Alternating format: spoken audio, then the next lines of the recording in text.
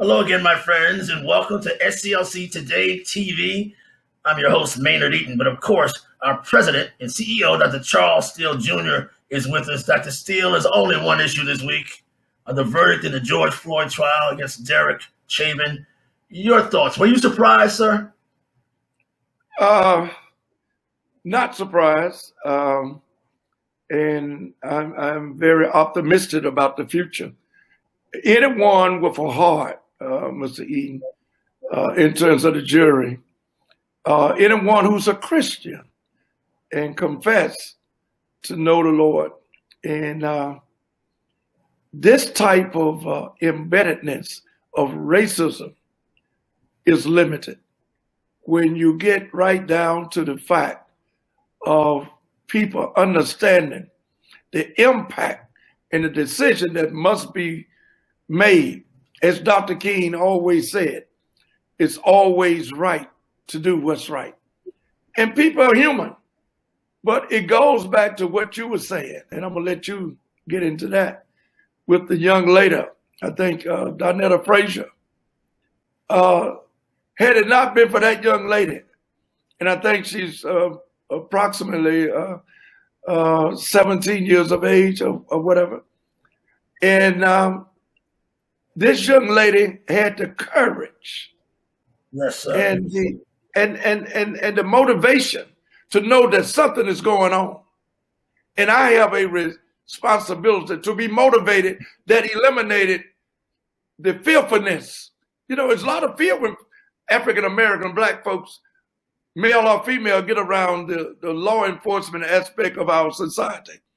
But she was determined to do her job.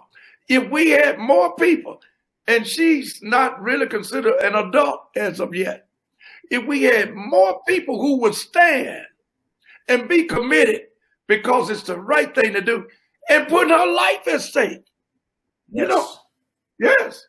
Even on the spot. She's received threats. Yes, and we'll receive threats here with on in terms of the future. Not just during that moment, but she should be commended. She didn't do it to be commended or to be a hero or a shero. She did it because it was the right thing to do. Many times, we as individuals need to question ourselves. What would I do? Even with something very violently like that took a person death in terms of the life. It took the process of being dead, took them to death in terms of George Floyd. And she saw him breathing his last breath. She stood there, but prior to an incident or something of that magnitude taking place, you need to question yourself, what would I do if I saw a robbery or someone sticking someone up on the street?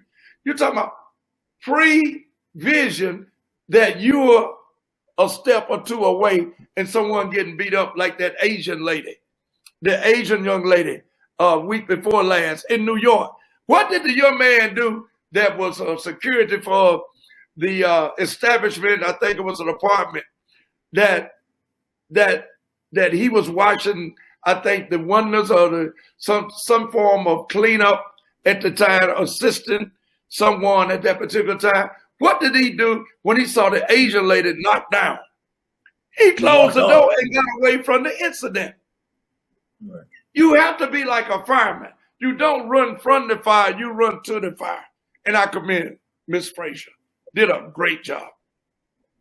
Dr. Steele, as you well know, our producer, Rick Clear, is an award-winning videographer.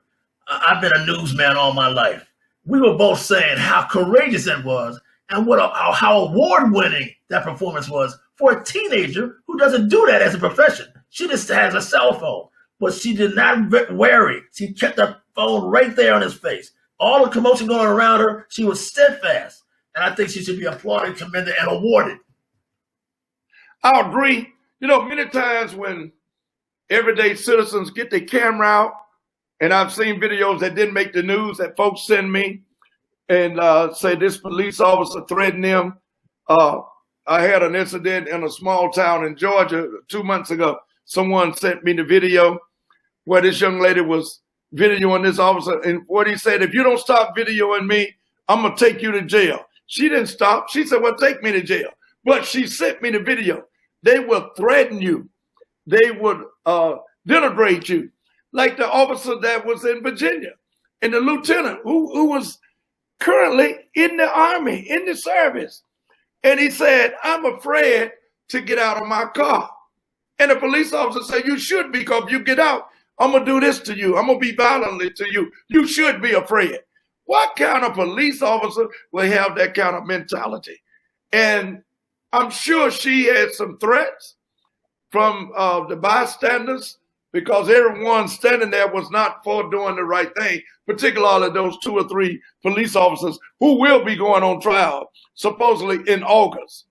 And I'm hoping that they get the same type of treatment and sentencing, potentially sentenced. He has not been sentenced yet, but within 8 weeks he will be. But he was charged on those 3 charges in terms that could amount to, in terms of his sentencing, up to 40 years imprisonment. It could. And rightfully so, because we have to eradicate this type of prejudice and racist type of attitude within our society. Let me ask your reaction to 2 quotes I heard during the ceremony. I think it was George Floyd's brother said, this is a movement we've seen, not a moment. But then his daughter said, Daddy changed the world. Your reaction to those 2 quotes? They both are correct. But what I would like to say that it is an adjustment and accountability being held. It is not something we need to rest on our laurels and say we got a victory. You won't have a victory until justice is equated to all of the citizenry of this country and ultimately throughout the world. We must understand that this is accountability being addressed to the highest level of citizenry participation and observation to any degree that I ever seen in my lifetime. This is something, because of the smartphone and the video, and Miss Frazier, Darnella Frazier, having the courage to stand there, and without a doubt, the whole world. I heard some very conservative people, black and white, say Derek Chauvin should be put under the jail. These are people who are very conservative, should be put under the jail for what he did. And in law enforcement, it's a split-second decision you must make. But this man had many minutes to do the right thing and to make the right decision, even before the last 9 minutes and 29 seconds. He had plenty of time. He deserved the punishment, and hopefully the sentence will fit the crime. Is this an historic moment, or just, what do you suggest? What does this mean to where we are with race relations and racial justice? Is it a blip on the screen, or does it have lasting impact and value? Let me tell you what most folks don't know. The CDC just came out, I think it was the 8th of this month, who the experts and medical people and scientists who came together unanimously and said racism is a threat to public health. Racism can be transferred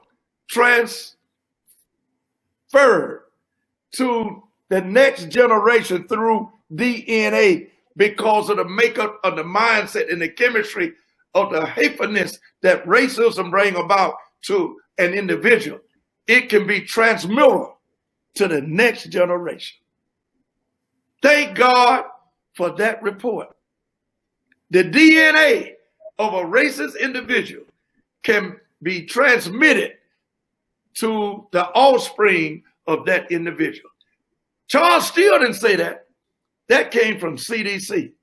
And none other than the great psychologist herself, Miss Wisdom, Dr. Wisdom Power, who said that until America, at the University of Connecticut, until America realized that this country itself, from the transatlantic African slave trade, because of the slavery mentality and the forced migration, we were not immigrants. We were forced to come to this country.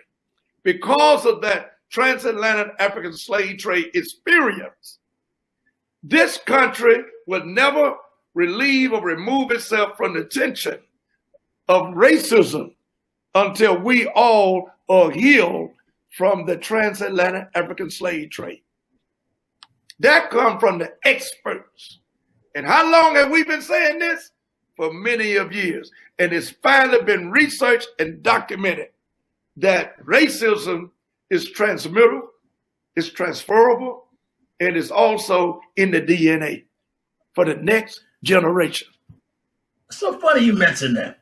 A young mother called me this morning as I was traveling to talk about how she was shocked. Her young daughter, 3-4-year-old daughter, had been called the N-word by people in her classmates. And she was so shocked they were treating her daughter like that. I said, "You're surprised?" I didn't say it was transferable. I didn't have the information you had. But she was in tears because her daughter's not getting what she thought time had passed. It has not changed much, has it, sir? It hasn't changed.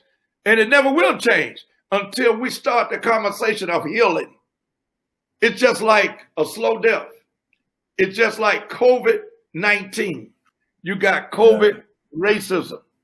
It's contagious, and guess what? It's a silent killer. Even African Americans are afraid to call it what it is. It's racist, and it's racism when you have that type of embeddedness of what we are experiencing when African Americans have lost 60% of Black wealth, which are our homes, and the government, no one else tried to save those homes. 60% of Black wealth has been lost in the last 10, 12 years. Also, we receive less than 3% of the loans from the banks. It's systemic. It's orchestrated. It's conspired to keep you at a subhuman level. It's inhumane the way we, people of color, are being treated. There's before the U.S. Senate right now, there's a George Floyd and Policing Act up for a Senate vote. It's passed the House, which curtails, which ends chokeholds by police and bans no-knock warrants and calls for improved police training. Any chance that can help cure this sickness we have called racism, or help the policing of America? It can, but it has to be ongoing, institutionalizing the training of this particular aspect. And all of this is in a package, Mr. Eden. You can't take one and set it over here with the police training and not train corporate America and not train America as an institution. It needs to be institutionalized from kindergarten all the way to the PhD program in education. It should be in our churches. It should be on the sidewalk, in the streetways, in the hallways, from the streets to the suite. We must deal with the systemic racism within this country. And it's going to take more than legislation. It's going to take changing some hearts, and that can come from God. But first you have to have the faith and the respect of the Trinity of the Father and the Son and the Holy Ghost, and go to the Father and the Son and the Holy Ghost, because no individual, nobody is greater than God and the Trinity. No one person can make this change. You could be on TV all night and be on radio and be speaking all year. No individual can make this change. It's a collective package, bargain deal from the Trinity to the individual to all mankind, and particularly to all walks of faith. You must come together. The key word, as we always say, collaboration. You see that happening? Are you hopeful that can happen? Does this George Floyd leave you hopeful? Most definitely, most seriously, I'm convinced that this can happen. And it starts with who? You, every individual. It starts with you. And if you don't talk like this, and if you don't live like this, then you're part of the problem. And people can change. I just told you, I heard some of the most conservative people that I've known and seen and watched from a distance to say that what Derek Chauvin did was a disgrace and it was racist and he should be put under the jail. That was a change right there, Mr. E. I never thought I would get it from these conservatives and people that I know and don't have anything against them except they are conservatives, and I leave them where they are after I talk to them and they listen to me. And then I try to set the example and treat everyone the way I want to be treated. The 10 Commandments, that's all we have to do. The first 2 will get you there. The first 2 will get you there. And respect your neighbor and love your neighbor as you love yourself. Dr. Steele, thank you so much. As you know, I'm coming to you from Birmingham, Alabama, your home state. Oh, you in God's country. You in God's country. And I'm in praise Atlanta, God. And you in Birmingham. God bless you. And, what a switch it up. Mr. Rick Clear, we thank you all. We've been getting a lot of response. I want you and Rick to know this. You and Rick have done a great job, Mr. Clear, in producing, and you as the narrator and the interviewer for this program. People are really enjoying it. They getting facts because that's what we deal with. We deal with facts. And thank you, Mr. Eden, for doing what you do and conveying that message. Well, sir, there will be no show without you. Take care. We'll see you next week. Thank you.